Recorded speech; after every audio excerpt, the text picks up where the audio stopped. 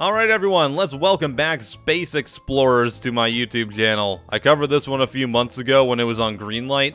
To its credit, I guess it looks different than it did when it was on Greenlight. The characters aren't terribly drawn naked people anymore. Now they're these horrifying, staring into your souls, probably setting them on fire, odd Blade Runner-esque robot models, so I guess that's an upgrade. But I will say I'm slightly confused as to why this is on Steam, because the Greenlight version of it was deemed incompatible for Steam Greenlight back in the day, so I have no idea how it got onto the Steam platform.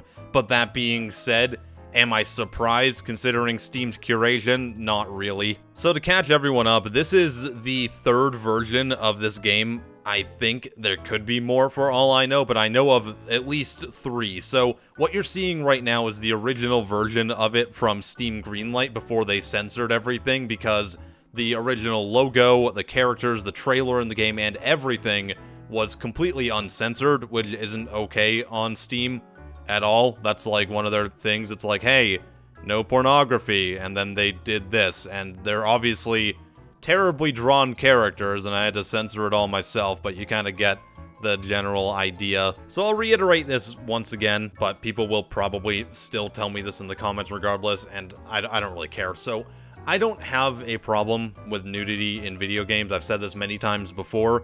My problem with it is when it doesn't adhere to Steam's guidelines, and if it's not implemented well, and if it's only there because, hey, look, boobs. And if you're gonna do hey look boobs, at least try to put some effort into it, you know, like some semblance of any sort of amount of effort, because otherwise it makes your game look even trashier than it normally is. So when the game was first on Steam Greenlight, everyone pointed out, hey, you've got naked people and you're not allowed to do that on Steam. And then I also looked it up and found a bunch of HD wallpapers they were using for the backgrounds in the game, and that's going to be a recurring thing, so stick around for that. So after that was all said and done, the developer made a couple updates on the Greenlight page, including such gems as Haters Gonna Hate, in which he said that he was going to update the art styles and everything, and when he did that, of course he included even more pilfered backgrounds and wallpapers from other sources. And now, most likely thanks to Steam Direct, this game has found its way onto the storefront officially, and we got a whole new crop of stuff to go through. So first of all, let's talk about the new trailer for the revamped version of the game, because they still didn't censor everything properly.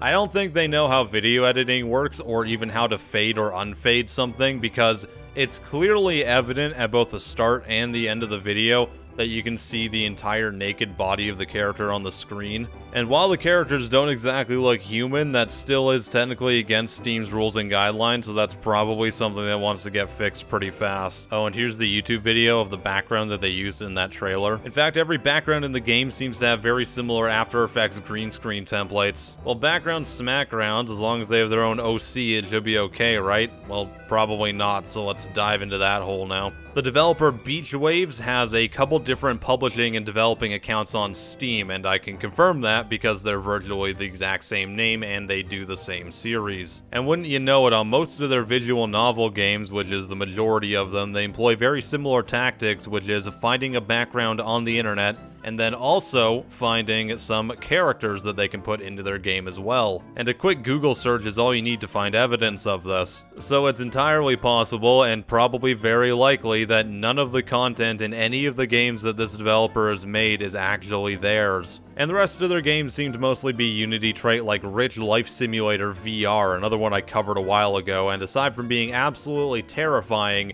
it was simply a terrible video game. They're also set to release 3 games on the exact same day, so that's gonna be super fun. And one of the series they're releasing, curiously, has the same name as a series by a developer called Blender Games. I don't know if they're the same person as well, but it's kind of odd. So that's the story of Beach Wave Studio, the developer that scours the internet for all the content in their games, takes it, whether or not they have free use to use it, releases a ton of terrible games, and doesn't understand what Steam's rules and guidelines are in regards to nudity and censorship. But for reals, dude, unless you're making some advertising for Blade Runner 2049, nobody wants to see those naked robot people. I am PattyJack, I'll see you next time.